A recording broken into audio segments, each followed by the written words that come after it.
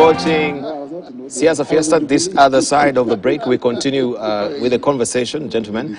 We're back on air, and I just wanted to bring to attention of Isaac Mwaura, because you're saying that we have MDAs where the expenditure has been significantly pared down.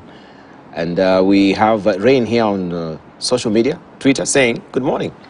At Dibala now, why is Isaac Mwaura telling us a dilapidated economy when 1.2 billion shillings is allocated to buy furniture and flowers for Bima and the Herufi houses? Leaders must stop thinking Kenyans are naive. We know the facts, billions are looted daily. And it's just given also a breakdown here that was in the dailies. MDA's spending for past 3 months. If the director may just put it on air so that we may go along with it.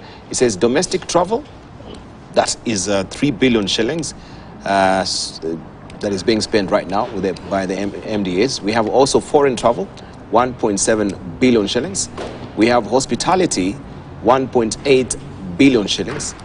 Also, we have vehicles maintenance, 366 million shillings. Printing and advert, 561 million shillings. That is also being spent there. Other assets maintenance, 267 million shillings. Other economic items, 94.1 billion shillings. Rents, 1.6 billion shillings we are spending on rents. And training, look at this, 818 million shillings is actually also spent on training. So when you tell us that you pared down on expenditure, the presidency also, we saw recently the globe-trotting figure that was given.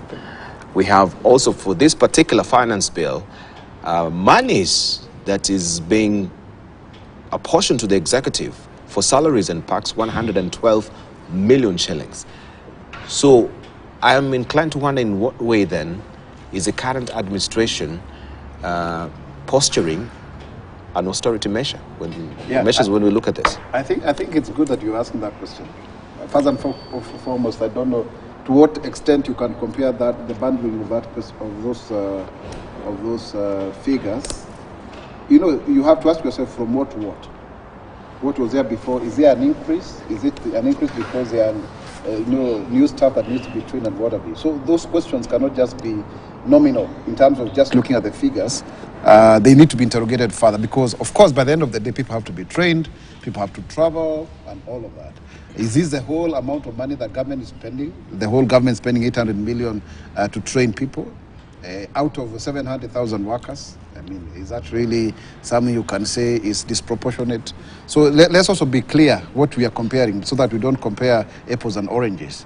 However, if then it is in any way some form of wastage, I think then those are the areas that then, before we finalize on the appropriations bill, in terms of ceilings, those are the things that then maybe the Finance Committee, the Budget and Appropriations Committee of the National Assembly needs to focus on. And of course, the recommendations from the Finance and Budget Committee of the Senate to look at. But it has to be looked at in the sense that, is being measured this against what?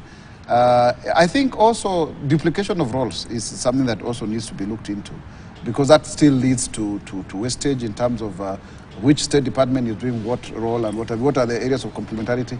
And sometimes in terms of government structure, sometimes you don't quite get it right around that. But I hope it can be harnessed over time so that then you have more and more people coming on board and cleaning up what really needs to be done, in terms of the roles that various officers have been assigned, to do, so that then you just don't do what we call empire building, where everybody wants to pull to their side just because they want to, to have a clout as civil servants. But be that as it may, that's an issue that needs to be looked into. I concede and I agree that is the case. And of course, the same can also be said about county governments, which for the last 10 years have gotten over 3 trillion. We also need to ask ourselves what is that they have been doing. What are the structures there? Are they now enough to carry on board the public service delivery that is required? So I think I reiterate, Debal, that it's not something that should be contested about wastage. Wastage is not something that we can be controlled. But of course, we should also remember, even in the same breath, that government is the biggest spender in any market. In this economy, government is the biggest buyer of goods and services. So like rent, there is an issue there because the space that is rented is from Kenyans who have invested in real property, real estate.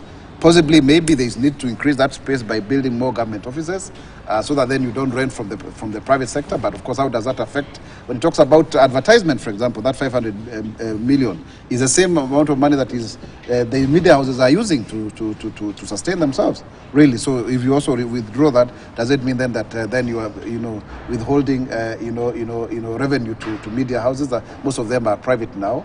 If you talk about the issue of training, there are many consultants out here and trainers who are Kenyans who are trying to help government to. So all those, and hotels and what have you. So it has to be looked at in terms of even the economy, in terms of economic stimulation. It's not just a question of saying this versus that. Yeah. All right. But maybe I'll advocate for the media that so far we know also there's an attempt to try and hive off the My Government to these publications. The media also is owned by the government, at least to the tune of around, I think, almost 6 billion shillings by the government that it has not been paid. Collectively, I'm just speaking for some of the houses that we do know that they're owed that particular figure. Yeah. And that's a pending bill. It's a pending bill. But I wish it had been paid by the previous administration. Number two, we will use the Postal Corporation of Kenya to do My Government, so that we can cut on wastage. That's what we are talking about, instead of advertising the newspapers. But which one is easier? Just let's just talk about it. The post, because the government also is seeking to bail out Posta, and you can see where they're headed with the My Government. That some of its tenders will be coming via the snail mail. Isn't that the case? Yeah, it should the PO box.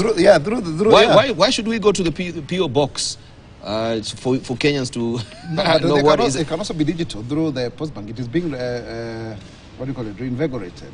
And it is not yet there. I mean, this is working. Why? It will happen. What is working right now? It is through the dailies. Why should you go the Posta way? The Posta way is to reduce expenditure.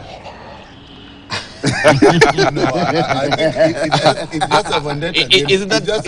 Isn't that being just a penny wise pound foolish? Yeah, for the little things. I don't know. To me, on that specific one, it's just a vendetta against the media. I think let's not look for more behind it. The rest is just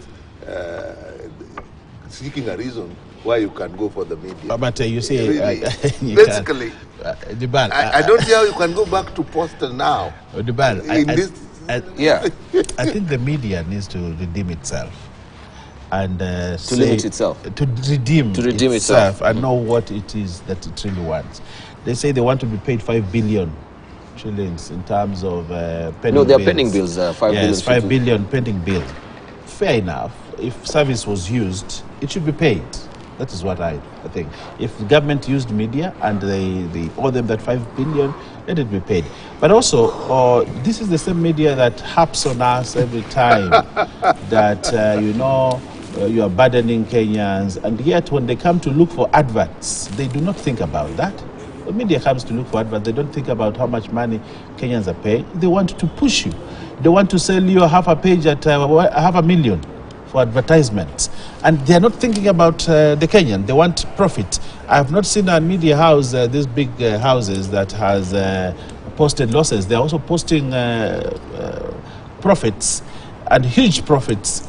But where is this money coming from? It's coming from Kenya. It's coming from government. Actually, if you do not... No, that's not true. I mean, that's not true. If you've been reading some of these losses, across, it cuts across, But there are still the people, the media has been very consistently fighting, and especially I see the editor in Taifa Leo. No, but the editor in Taifa Leo and Daily Nation there is an editor there who has his job cut out to ensure this government looks bad in every edition they produce, every newspaper they produce every day. I think the media needs to come out and actually tell people the truth. They are. That's what they're doing. No, they're not telling the truth. They have a side of their truth. There's the truth that you and I understand. Then there is this media side of the truth. And the media, what they say, in fact, I saw, if you look at the headline on the Standard today. But let's look at the headlines. Today. Yes. I want you to look at it. Taifa Leo is there, because now you're talking about the editor there. Ushuru, Ruto, Salim Amri. Yes. But I want to... What is so wrong with that? No, it is not putting the truth of the matter is that the committee has listened to the views, and the committee has looked at what is possible. They have advised the president, and the president is not that Anasalimu Amri. He has said, I think this is a reasonable. His mantra of a good idea must give way to a better idea. It is not, Ruto has listened to Kenyans, and Kenyans have told him this and this, and I said, let's climb down on this. Okay. But if you look at what is on the standard today, Ruto gives with one hand, takes away. And also, Ruto gives with one hand and takes away with the other. So what have they said? What Ruto has done is he has reduced taxes. That is what needs to come out. But you see, they are saying, you know, Ruto gives with one hand and takes away with the other hand. They still want to build on the narrative they have been building throughout, that Ruto is a very bad person. A narrative that was built through the argument is, you know, if you read the content, it's actually good to also read where this headline is being contextualized, so that you don't just take a text out of context and then you latch on it, because this is predicated on the fact that fuel is the benchmark. Fuel, if you don't pare down on fuel, even if you add all these other expenses or pare down on the taxes that they are actually given here, still the cost of living is going to remain the same, because food, traveling, that is transport, logistics, they're going to still remain the same. So are we going to see any discernible difference with this particular revising of its taxes? That is a question.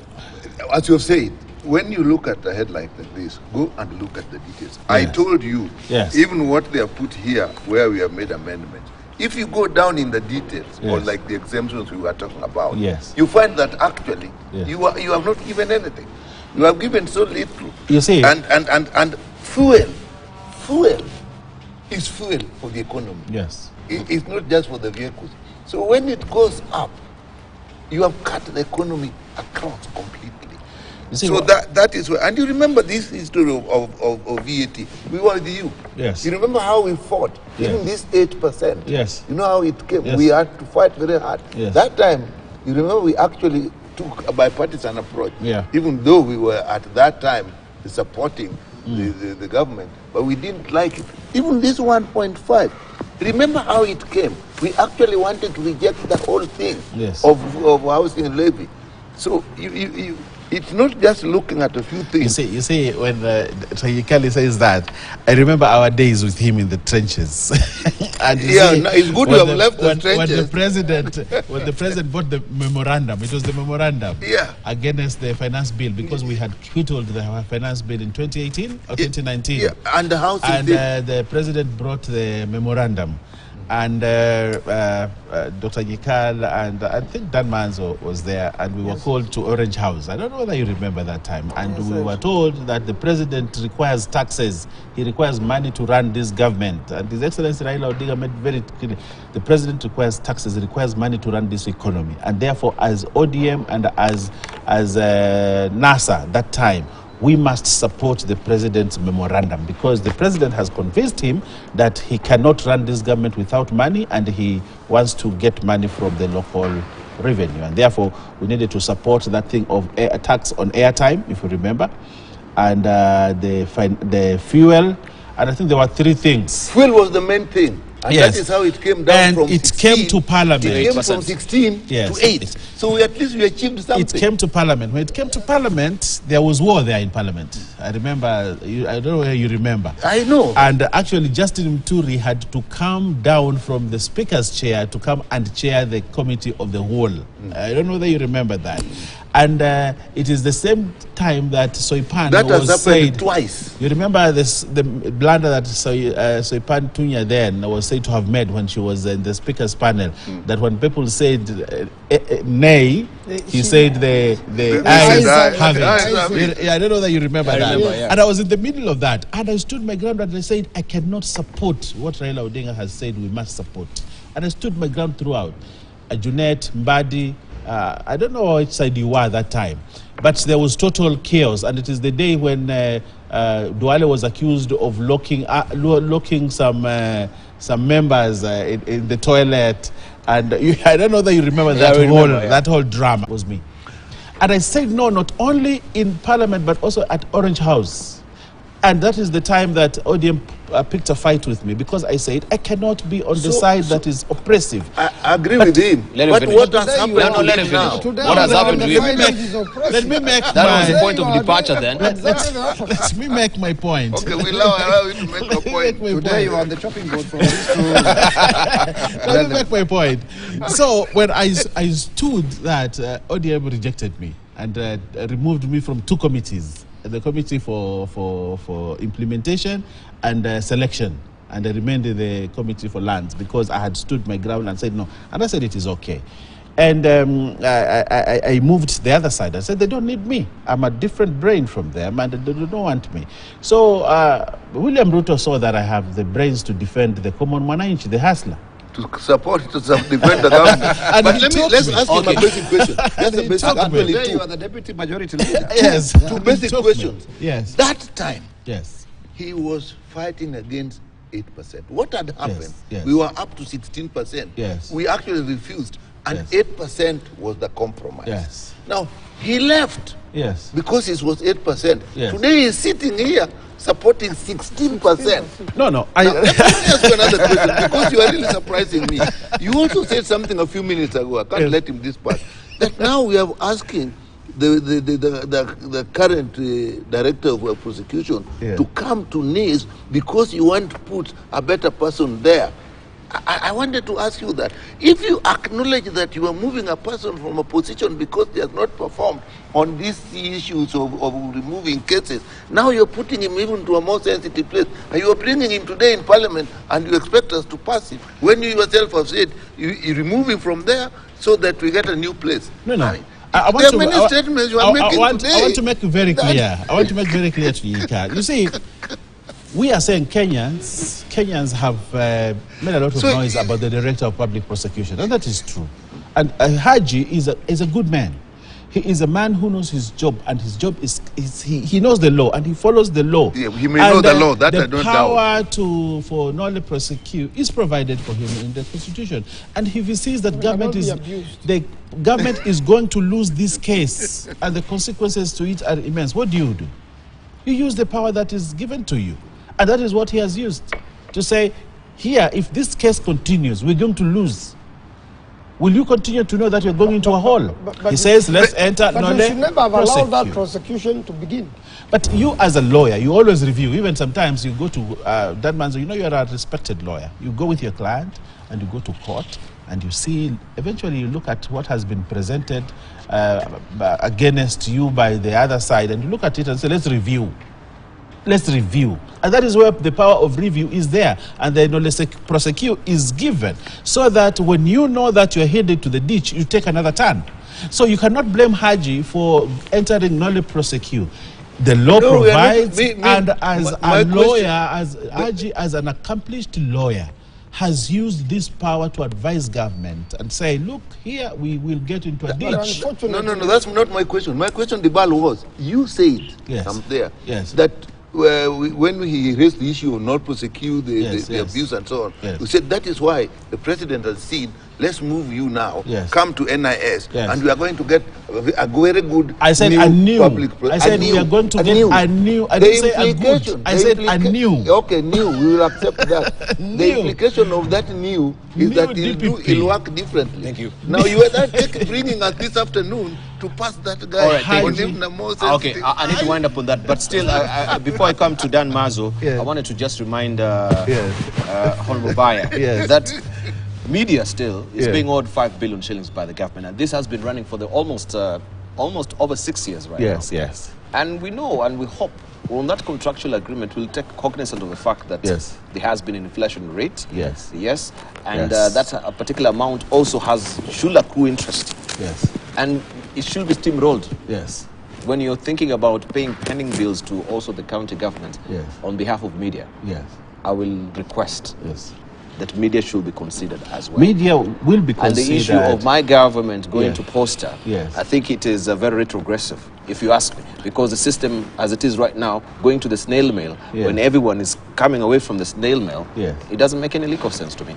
Now, what I want to say about the media bills must be paid. And one of the things that I personally am against is this idea of pending bills. Pending bill is a bad culture.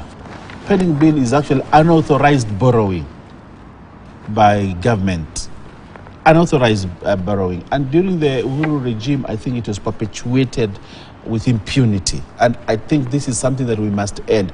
You see, if you look at government debt, government debt right now, we have to factor in pending. No, I just wanted to raise my point. So let's not open the topic of pending bills, because I know we'll get into that. So I just wanted to raise my point. I am happy that media is paid, because we cannot stifle. It's not paid. If we do not pay media its bills, we are actually on the other side stifling media freedom. That's what I believe. Indeed. Because if media does not have money to run, then it will not do well. The industry will not grow, and the freedom of expression, the freedom of media will be curtailed because of pending bills. So for me, for democracy to thrive, and media is one of the objects or drivers of democracy, it needs to be paid its money. And I will stand by that, because I'm a Democrat, and I believe that if you start taking away money, you don't pay the bills to media, the houses will collapse, and the houses collapse, then that enjoyment of that particular constitutional provision will be curtailed. So I want to ask whoever is holding money for the media, please pay. If the standard needs to be paid, let it be paid. Yes. If the nation needs to be paid, it must be paid. Yes. So that democracy thrives. Thank you. So that and they say democracy begins in conversation. Yes. Yes. Democracy for us to have this. We begin here. Democracy with a conversation. That's what I believe in. Okay, thank you. I want to say that the holder of that tool is first the executive, and secondly Parliament. Because you see, when you are budgeting, you must take care of items, certain items in where pending bills are. And how did the media get here? In most of the directives, or in most of the policies, or even the law, says publish this in top 3 media houses. So that if it is public participation and it is not published in a standard or nation or like that, top media houses. Or even if it is a running advertisement, then it has to be KTN, then the other houses. So if you know, at times it is a directive like that, so that it reaches every person possible. And the same thing applies to radio. Now, when you do that and you don't pay the media, it means you really want to put them down, and you want them to close down. That's what it means, because always such colossal amount of money means for a long time, and you are not going to pay interest.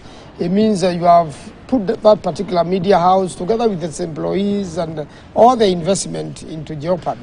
Then you have the budget to make, so it has to come through the budgeting. And again also, when you now retrogress to poster, you know what killed the poster was corruption. So you are taking us back to corruption. You know that it will not have the required circulation. It is not competitive enough, because we want to encourage fair competition, and it means the information is not going to reach the people who are supposed to be rich. I'm not looking down upon them, but I believe they could have a fair chance in the competitive world. So I think the policy issue, the reason you don't want to pay the media is because you think they are against your policies, or they are not reporting you the way you want them to report you. That's an unfair. That's an unfair. But it has been unfair, suggested before, even unfair. We haven't, as Kenya Kwanza, had even our budget. And the bills piled from the previous. In this budget, and I think the president has media houses who have been threatened so far. The president has been very clear that pending bills must be paid. And even today, if you go to the... But when you talk about context of pending bills, we just talk about suppliers to the counties. You know, yes. This is where pending bills have not been paid. Look at what the current lady at the control of budget has been saying. Has been saying she's not going to release money to counties or LMDAs before they clear pending bills. And the president has been very categorical. And I think even in his inauguration speech, he spoke about pending bills. A new form of unauthorized expenditure, you know, and he said that, and the president has been consistent about pending bills. Pay pending bills. They're killing businesses. Young people are being auctioned because they have not been paid. Media houses here probably cannot pay their bills.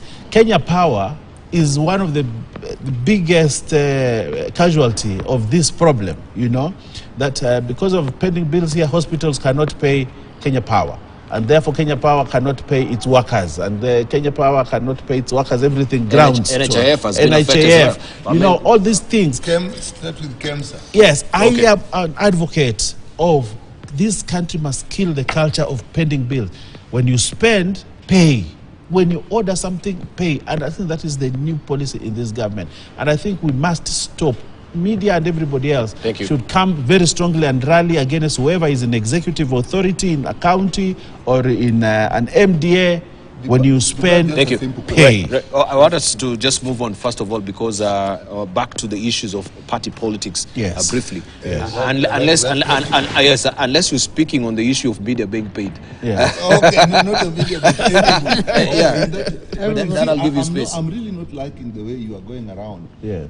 Pending bill is a big issue. Yes. It should be paid. Yes. But when you have a pending bill, yes, you must have a clear strategy, a clear plan on how you are going to deal with what is here now. Yes. Before you bring the processes that will make sure you don't have. Yes. You just said that the director of budget is not going to release money to the MDAs until they pay the pending bills. But where do they get the money to pay the pending bills? It still has to come from there. Yeah. So what should be done is we will release money, probably knowing that this portion is going to start addressing the old pending bill. From now on, do not undertake any other things you can't pay. But if you say, and I say this because when we looked at KEMSA, we realized that the failure of KEMSA can go back to Treasury because the counties who owe the hugest amount to KEMSA, and the counties are saying, we can't pay KEMSA because we have not been given money. So you are in a vicious circle. So the plan should be, you pay the director of the controller of budget. We will give you, but this is a portion that must go to the pending bill. Yes. And from now on, you start controlling the pending bill. If you want to pay the current one, the money will still come through the controller of budget. All right. I need to fix your mic. I think it's dropped somewhere there, so just hold it. But let me just come back to Dan Mazo. Yes. There is this editorial cartoon, and we are talking about the political slate of hand. Yes. So far, we have legislators from the Azimio side that have been... just hold it briefly. Don't. It is ruffling now. That has, so far, they have been suspended from the House because of the unhealthy debate environment that was there by the legislators from Azimio. The question is, because other legislators are saying this as a way of trying to reduce the numerical strength of Azimio, because if you're suspended for 22 days, we have the debate now on the floor of the House. We have Sabina, this was emanating from Sabina's Shege debacle. We have Millie Odhiambo suspended for 2 days, Rosa Buyu 2 weeks, 2 weeks for Odhiambo as well. Sabina Shege 2 weeks, Fatuma Mnyazi 5 days, Catherine Omanyo 5 days, Joyce Kamene also 2 sittings, and TJ Kajwang 2 weeks. I don't know how long this debate on the finance bill will take on the floor of the House. Is this particular week? And will these legislators also be back in the House to put their vote if they have been suspended? Yes, Dan Mazo. First of all, if there is no, putting the question when it is not appropriately, because if they want to conclude it within an hour, they can do so, but it's not fair, it's not within the law. Debate should be allowed to be full, and I believe when you vote with a lot of suspended members, then their numbers have been reduced. But I'm really encouraging members of parliament, to vote for the people of Kenya. And if you look at the cartoon, Sabina Chege really tried to manage Azimio. She seems to be losing because from where she's perched and what she's using, that is not sufficient to steer the Azimio canoe anywhere. The last I heard at the National Prayer Breakfast, she tried to be very reconciliatory. She tried to look for reconciliation. She tried to explain herself. But the position is, you cannot be a leader of minority. You cannot be whipping minority when you are not with them. So you can only resign, from that particular position, and even resign as a nominated member if you are unhappy, with what your party has done to you. And similarly, if you want to change sides, the position should be you resign as a member of that political party, the way the Honorable Owen Baya did, and go and vie in another party. So anybody who is not, who was previously on the Azimio side and is not happy with Azimio, they should resign, including the Jubilee members who have shifted base. And you can see the confusion it caused. When they shifted base, the Kenya Kwanza said that is a problem of Jubilee as a party. We are not part of it, and we don't want to be part of it. So those the likes of Sabina Chege now have been abandoned by Kenya Kwanza, and at the same time they are troubled. She's been abandoned, or no, she's been abandoned because there was a statement saying those are problems of Jubilee. Let them go to sort them out at Jubilee. And why did they say this? When the Jubilee held their National Delegates Conference, they used to the letter everybody who is a registered member of Jubilee. So Sabina Chege and my good friend Kanini Kega, now who is on the Eastern African community, what other NDC can they hold? The membership is gone. Even if they say there are technicalities there, you cannot really interfere with the Jubilee as a party because that is interfering with the democracy. And that has been one of the conditions of Azimio, that leave our political parties alone. You have stolen enough members. You cannot steal more, because most of the members really, I can assure you, at the end of the election, Azimio had more members of the National Assembly, more governors. It was 50-50 with the Senate, more MCS, and the 50-50 with the Senate was because, by when Wetangula, steps aside to become a speaker. So I believe, there should be fair democracy and fairness, and people should not even be bought or should not be approached. They should think with their conscience. And for this particular one, I think the Honorable Sabina Chege has lost it.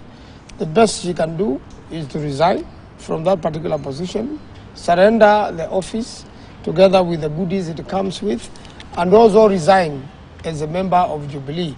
Then from there, she can now join Kenya Kwanza, and we see whether they can nominate her. And she loses a seat. Of course, automatically. If you had followed the law, she should have lost the seat by now. Honorable Mwaura went through this. I think I did lose my seat. Of course, he didn't lose it. Because the court intervened. Yeah, because it is malicious. Let me say this. Were different. The new party leader for Jubilee is Sabina Wanjiru Chege. Yes. We are very proud of the first woman leader of Jubilee. Yes. It shows women empowerment and the far that we have come. You remember, Sabina Wanjiru Chege was the captain of Azimio. No, but on whose authority are you speaking on behalf of Jubilee? You're a member of UDA. I am talking about the progress of women in this country. I don't think you need to be a member of a political party when you see such kind of progress. You can't make such pronouncements when still we have these squabbles within Jubilee. It is a shame, Debal, that the women are the same ones who are fighting their fellow women from occupying such an important position of leader of minority. And you see, that is a parliamentary decision when it comes to that, because the people who are ejecting her, they even beat her up, they stole her iPhone 14. Please, can they return? Because I don't think there are thieves in parliament, not unless in this parliament. But it was such a shame to see the scene in parliament. But also, it is true. Why does Azimio seem to take sides with one faction of Jubilee? It is because they know that maybe they are taking, the former leader of Jubilee to the alleyways and the gangways and the dark alleys, so that they can continue to bankroll the resentment and anti-government, agenda. That is the whole issue. It's not for anything else. And the Jubilee procedure has been null and void. That is what the registrar of political parties said. And the challenge that we have there, Senator Manzo, is because it was good when it was seen like the RPP was ruling in favor of Azimio. But now things have turned. You see, well, I would have loved a situation where people looked neutral, but I have been a victim of that whole process. So I know what I am talking about without elaborating further. So in July 22nd, there is a Jubilee Delegates Conference, the real one. You see which list? The only list that can be verified is from the registrar of political parties. Which we did. The one that Azimio had. It could also mean that members also moved with their members of parliament. The Jubilee members who were then on the Azimio moved with their members of parliament to whatever new position that there is right now. What is happening, Debal, is that Azimio populated the auditorium of Racecourse. Those who are not Jubilee members. I can tell you, they were named by name. As a former member of Jubilee, I know who those people that we left there behind. And those are Azimio people, those are ODM members. In fact, they are not even Wiper, they are ODM members that, populated that auditorium. But anyway, with that as it may, Debal, let me say that I was personally present. we are living in very interesting times, because eventually that matter will go to court. It will be determined how it will go. But as at now, in terms of the proper procedure, Sabira Chege is a leader. She is not going to lose her seat as a nominated MP, because when you talk about disciplinary, which disciplinary committee? Is it the Kioni-led or the Saitoti Torome there? I saw he's the new party chairman, and my good sister, by the way, Beatrice Gambo, very interesting, and my friend Pauline Joroge. You know, in politics, are those people that you find on the other side that at some point you are together. So which discipline? How will Moses Wetangula, the speaker, take action based on what proceedings, The PPDT also seems to be ruling depending on who is at the table. At some point, they rule in the favor of one faction, then they rule in the favor of the other. And that's a problem of not retiring from politics. That's a problem of not retiring from politics. So the decision by the speaker to actually not cater to the demands of Azimio, predicated on a court decision, do you find any efficacy on it? Because this is what they are really challenging. And they actually are looking at it like the speaker is really leaning on the Jubilee side. The speaker, Debal, refused to accede to the Azimio's demand because there is a court order, and we are a law-abiding country. You cannot ignore a court order. Yes. So therefore, they should also follow the law. But you see now, when the court did not agree with them, or rather protected Sabina, they decided to go with the rule of the jungle. We have to maintain the rule of law. Those are the real irreducible minimums that Kenya is talking about. And if you look at President William Ruto, he has not failed to abide by any court injunction. He is very law-abiding, because we have to entrench that culture so that nobody is above the law.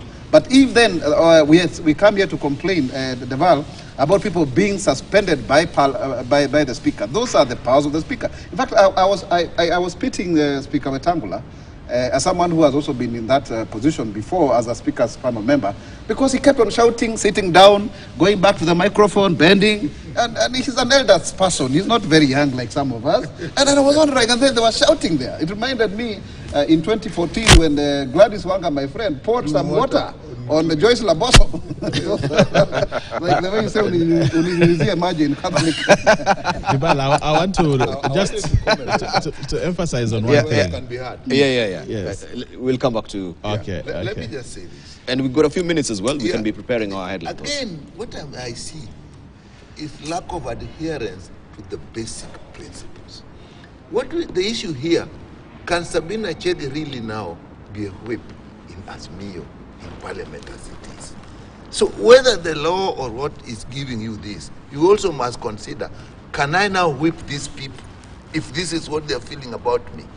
So we must realize that justice is the basis of law. If you use the law to do things that are unjust, the letter of the law in itself can be unjust. And if that is what you're using, you cannot implement an unjust law. So the basic thing, can Sabina Chege really now whip the Asmuti? Now, on the decision of the Speaker, the first decision is actually the beginning of all this. Because the Speaker came with, I think, one part of the standing order which said replace. And in his interpretation, replace, he took the literal meaning, there must be one with another at the same time. The word replace, you can take away one today, I'm going to replace this phone. It means, it doesn't mean I must come with two you lose phones. one. Yeah, and then do it. I can say, remove this, then come later on, bring this.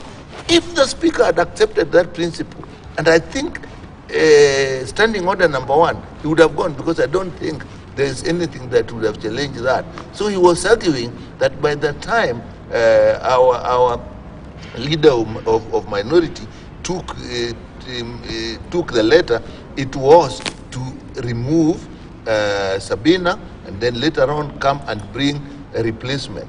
He said, this cannot happen. What this word means, the two must come at the same time. Correct. Now, that is when I'm saying, if you are thinking in your own mind and you have an interpretation to make, there is a lawyer here, there's places when you have precedents.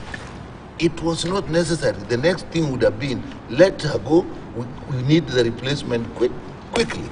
But if you say, I cannot do anything, she continues to be, and your emotions are running high, you are setting it. Now when you come later on, and it takes a lot of time, now the court comes in, you want me to that the whole thing was orchestrated, including the court case.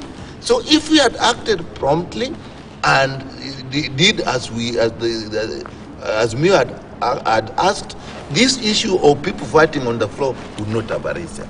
Definitely, I don't know now whether we are not taking advantage that now that this has happened, because I saw the Speaker retreat with the leader of majority and a few people from the other side. They go into the chambers, they come back, and now this decision has been reached, who is going to be suspended. You then, my interpretation is taking advantage to give the other people. Thank you. We need to be winding up more now. Numbers. As we are coming into the financial. I don't agree. That is it. Okay. I want us to wind up on this particular note and ask, I think, a very keen question. When we talk about political sleight of hand, yes, could it be that also we had the administration, Kenya Kwanza administration right now, putting out this particular bill, especially the housing levy bill, where they know it will spark a lot of public uproar? Now we're looking at the political game that is being played here, so that when it is getting the uproar, we'll have now the revisions that we are now seeing. And Kenyans will see, oh, the president now is actually, sitting and hearing what the public is saying. But at the end of the day, the ploy was to actually have that 1.5% that was in the previous regime being installed, so that it will look, at least there is a semblance of reaction from the government. And I know the better person to answer this is not you, but Dan Mazu to tell us, is that a political sleight of hand? You need to respond to as we're winding up. One thing I want to set straight. You know, the Constitution is very clear on this matter. But if you start promoting another political party other than the one you are elected with, even according to the political party, you are deemed to have left your party. Now, that deeming is what has not been concluded since we enacted the Constitution and the laws by the courts to show who then removes you from the house. So if I were Sabina Chege in these circumstances, in the current circumstances, now that she has sounded reconciliatory, I'll apologize and go back to Jubilee. I'll apologize. She has no other way exit, whatever method, whether through the courts or through Wetangula, the Speaker of the National Assembly. The only way is to say sorry and come back to our party. That's the only way, which is in Azimio. Otherwise, I think she's setting a very bad precedent. And Kenya Kwanza have already declared that this is a matter of Jubilee Party we are not aware. I want to latch on that. Even as we prepare our headline thoughts. One, okay. Jubilee is a parliamentary political party, and that cannot be gainsaid. It's a parliamentary political party, and as a parliamentary political party, it has mandate within itself to determine where it wants to belong.